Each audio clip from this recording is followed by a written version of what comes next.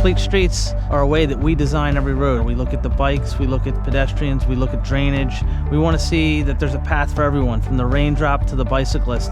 The philosophy was gaining momentum and becoming more and more accepted, and it just became obvious to the elected officials that we should formalize the policy and make sure it was known going into the future that this is the way Ocean City wants to evolve.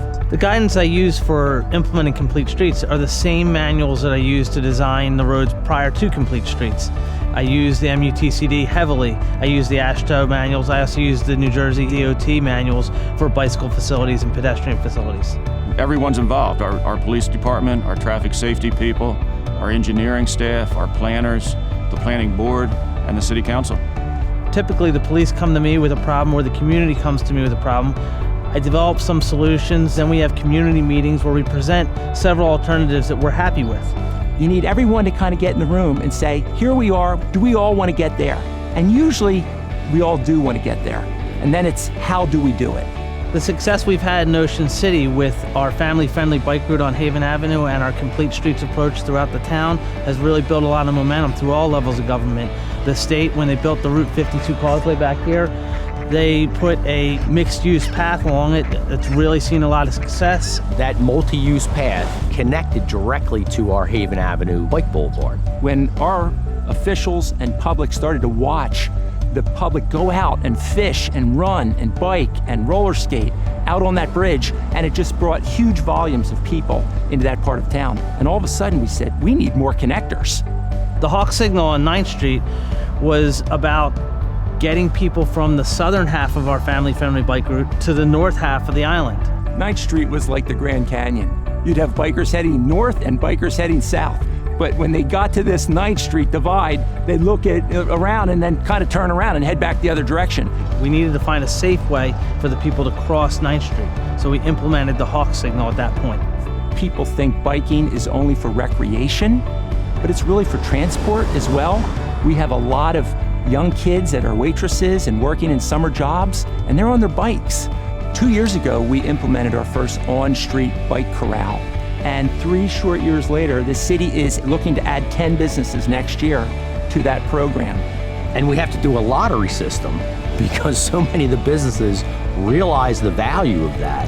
They want them. The bikers have gotten a lot of the attention, but I think the big benefit in Ocean City has been the pedestrians.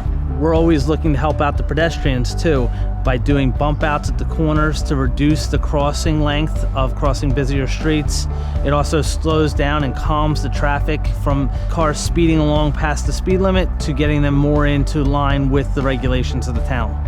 Initially, there were some concerns by some segments of the community because it was change. It was thinking differently, and there was a little bit of fear that motoring traffic would be greatly affected and greatly slowed down in some cases. As it's turned out, that hasn't been the case. The challenges have, for the most part, gone away. As you start to implement design that works, they become comfortable and they say, this works. I'm excited about it. We can test what we're hoping to accomplish without spending a lot of money on hard infrastructure. If it's doing what we want, then we can move forward with a full-blown construction project. If it isn't, we can tweak our design and modify it in the field. With traffic calming, initially we'll put out orange cones. And the community's like, no, no, no, we don't want orange cones in our community. And we say, no, no, we're just seeing how the traffic diverts. We're gonna come back with something much prettier. Complete streets aren't expensive. You can easily implement them on any road. We're just taking a little extra space from the cars and providing it to the bicyclists or pedestrians. You can easily add in bike lanes with just a little bit of paint. Since we've embarked on this complete streets philosophy, it's gotten easier as time has gone on. People are very accepting and very supportive of what we've done, and it just gains momentum. It becomes our way of thinking as a community. Today, every time they engineer a road repaving, now they're thinking about bicycling. Now they're putting the sharrows in. Now they're thinking about ways to slow the traffic down. That wasn't something that our community thought about 8, 10 years ago. But today, it's a part of every project.